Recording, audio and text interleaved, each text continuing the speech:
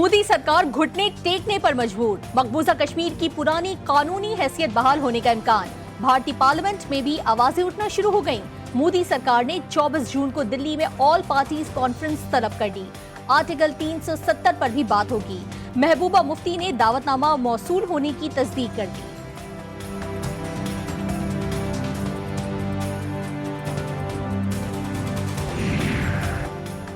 हुर्रियत रहनुमाओं को जेल में डालकर और पार्टी कॉन्फ्रेंस किससे होगी? हुर्रियत रहनुमा मिशाल मलिक ने ऑल पार्टीज कॉन्फ्रेंस को मोदी की भौंडी चाल करार दे दिया। कहा, कश्मीरियों की खोरेजी और ऑल पार्टीज कॉन्फ्रेंस एक साथ मुमकिन नहीं। भारत कश्मीरियों के खिलाफ घनाउनी साजिश कर रहा है। Absolutely not. There's no way we're going to allow any basis, any sort of action from Pakistani territory into Afghanistan. Absolutely not. Pakistan America को फौजी अड्डे नहीं देगा। वजीर आजम का दो टोक ऐलान। अमेरिकी टीवी को इंटरव्यू में इमरान खान ने कहा कि पाकिस्तान किसी सूरत अमेरिका को पाकिस्तानी सरजमीन से अफगानिस्तान में किसी तरह की कार्रवाई के लिए कोई अड्डा नहीं देगा। CIA या अमेरिका के खुसूसी दस्तों को पाकिस्तान से अफगानिस्तान में कार्रवाई की इजाजत नहीं दी जाएगी। But this is a shared responsibility. You cannot pass the buck towards Pakistan. Pakistan is one regional player. There are others. There are global players. Afghanistan से अमेरिका के जाने के बाद अमन का क़याम सिर्फ पाकिस्तान की जिम्मेदारी नहीं। वज़ीर ख़ारजा शाह महमूद कुरैशी कहते हैं, खित्ते में क़याम अमन की तमाम तर जिम्मेदारी अकेले पाकिस्तान के कंधों पर नहीं डाली जा सकती। अमन के लिए दीगर आलमी ताकतों का किरदार भी शामिल है। बाहमी ताउन से जिम्मेदारी निभाना होगी। अगले 1-2 महीने जो हैं, 2-3 महीने बड़े इंपॉर्टेंट हैं। हम जी अफगान बॉर्डर फेंसिंग कर रहे हैं। सलाउद्दीन साहब 88% कर दी है। अफगानिस्तान में आइंदा 2 माह बहुत अहम है। पाकिस्तान की जानिब से अफगान सरहद पर बाढ़ का काम 88% मुकम्मल हो चुका है। कौमी असम्बली में वफाकी वजीर दाखिला शेख रशीद का इजहार ख्याल। कहा, पाकिस्तान के तमाम वीजे ऑनलाइन हो गए हैं। शहरियों को ई पासपोर्ट की खुशखबरी भी सुना दी।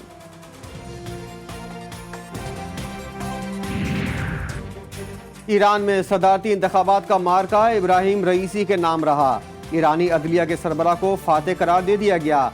इब्राहिम रईसी ने मजमूई तौर पर 1 करोड़ 78 लाख वोट हासिल किए। वज़ीर-ए-आज़म इमरान खान की ईरान के नौ मुंतखब सदर को मुबारकबाद। कहा, ताल्लुकात की मजबूती के लिए साथ काम करने का मुंतज़िर हूँ।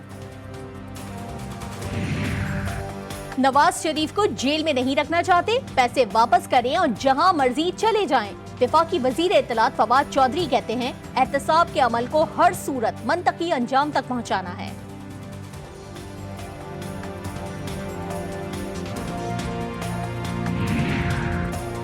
इलेक्शन कमीशन का इंतखाबी इस्लाहात तरमीमी बिल पर तहफ़्फ़ुज़ात का बाज़ाब्ता इजहार। सेक्रेटरी पार्लिमानी उमूर को ख़त में मामला वज़ीर आज़म के इल्म में लाने की दरख्वास्त।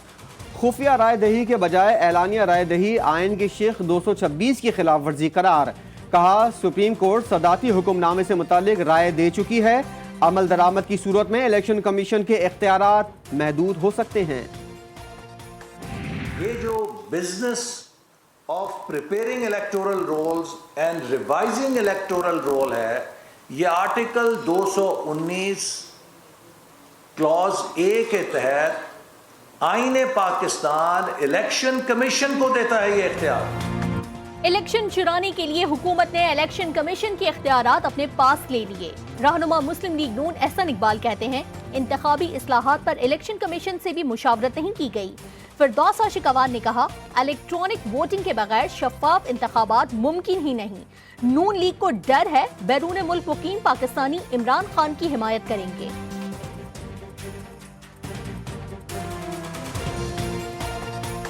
और नून लीग जो है वो मुसलसल ये तासर देती है कि ओवरसीज पाकिस्तानी को वोट का हक देना जो है वो सियासी तौर पे चूंकि उनकी मौत है।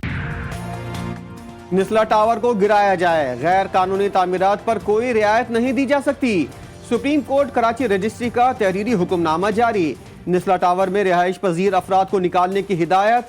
कमिश्नर कराची निस्ला टावर की इमारत फौरी तहवील में लें। रिहायशियों को निकालने के बाद इमारत गिराने का काम शुरू किया जाए, अदालत का हुक्म। मुतासरीन को 3 माह में रकम की अदायगी करने की भी हिदायत।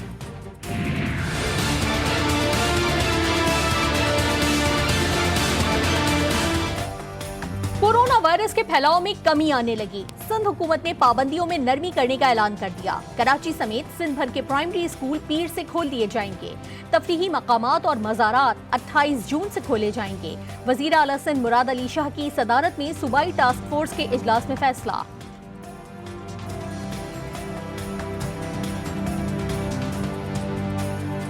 कल इतवार के रोज सिंध भर में वैक्सीनेशन नहीं की जाएगी। हमारे वैक्सीनेशन के मराकज़ बंद रहेंगे। सिंध में कोरोना वैक्सीन की कमी से मसाइल पैदा होने लगे। इतवार के रोज सिंध भर में कोरोना वैक्सीन मराकज़ बंद रहेंगे। तर्जुमान सिंध हुकूमत मुर्तज़ा वहाब कहते हैं पीर के रोज से वैक्सीन की कमी का मसला हल कर लिया जाएगा।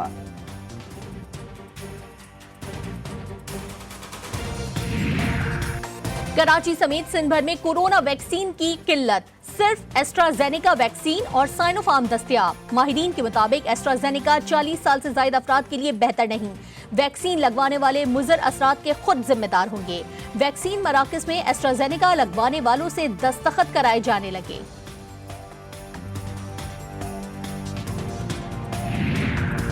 वैक्सीन की किल्लत पर एक्सपो सेंटर लाहौर में शहरियों के सब्र का पैमाना लबरेज। शहरियों ने सिक्योरिटी एहलकारों को धक्के दिए, जबरदस्ती मरकज में दाखिल हो गए। बदनज़मी के बाद वैक्सीन लगाने का अमल मुतासिर। शहरियों के एहतजाज के बायस इंतजामिया ने वैक्सीन लगाना रोक दी। मुल्तान में भी शहरियों का एहतजाज। पीर के रोज से तातुल खत्म होने की उम्मीद। महकमे सेहत कोशिशों में मसरूफ।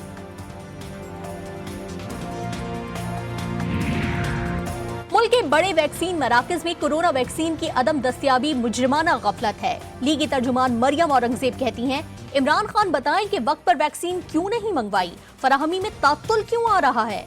इमरान खान आटा, चीनी और दवाओं के बाद वैक्सीन भी खा गए। 12 खरब का कोरोना रिलीफ पैकेज भी इमरान माफिया की जेब में चला गया। कल के बलूचिस्तान असेंबली के वाकयात की न सिर्फ मजम्मत करते हैं बल्कि चीफ मिनिस्टर साहब को ये चाहिए कि जो रास्ता वो बनाकर असेंबली के अंदर दाखिल हुए थे उसी रास्ते से घर वापस जाएं। साबिक वज़ीर आज़म शाहिद खाखान अब्बासी कहते हैं PTI हुकूमत अवाम का एतमाद खो चुकी है। बलूचिस्तान में हिज़्ब इख्तिलाफ को ऐवान में जाने नहीं दिया गया। मौलाना अब्दुल गफूर हैदरी ने कहा बलूचिस्तान असेंबली का वाक़या स्याह दिन के तौर पर याद रखा जाएगा। कौमी असेंबली में गाली गलोच के असरात बलूचिस्तान तक पहुँचे।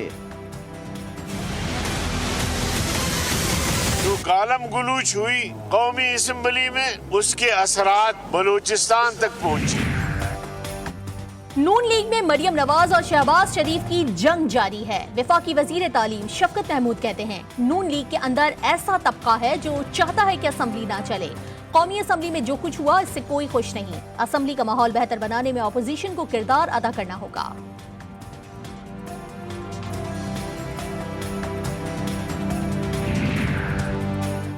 सुप्रीम कोर्ट के रिमार्क्स के बाद मुराद अली शाह को मुस्ताफी हो जाना चाहिए। MKM रहनुमाओं का मुतालबा। कंवर नवीद ने कहा कि सिंध हुकूमत आवाम से झूठ बोल रही है। सिंध का बजट आवाम दोस्त नहीं। मोहम्मद हुसैन कहते हैं कराची वाले वाटर बोर्ड का बिल देते हैं मगर पानी खरीद कर पीते हैं, इसीलिए अलहदा सूबे का मुतालबा कर रहे हैं।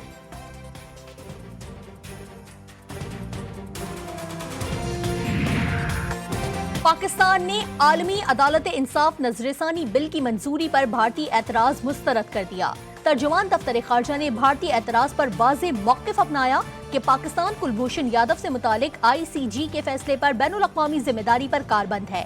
भारतीय हुकूमत आलमी अदालत के फैसले की गलत तशरीह कर रही है। Well, if you play shots like that, even more, that is smashed down the ground. Oh, another one. That is massive again. That is a slow one. No ball, definitely. And और Karachi Kings का Gladiators को जीत के लिए 177 run का हदफ। Kings ने मुकर्ररा over में 176 run बनाए। दानिश अजीज के धुआंधार 45 रन। शर्जील खान 45, चैडविक वॉल्टन 34 और बाबर आजम 23 रन बनाकर नुमाया रहे। कोयटा के आरिश अली खान ने 4 विकेटें हासिल की।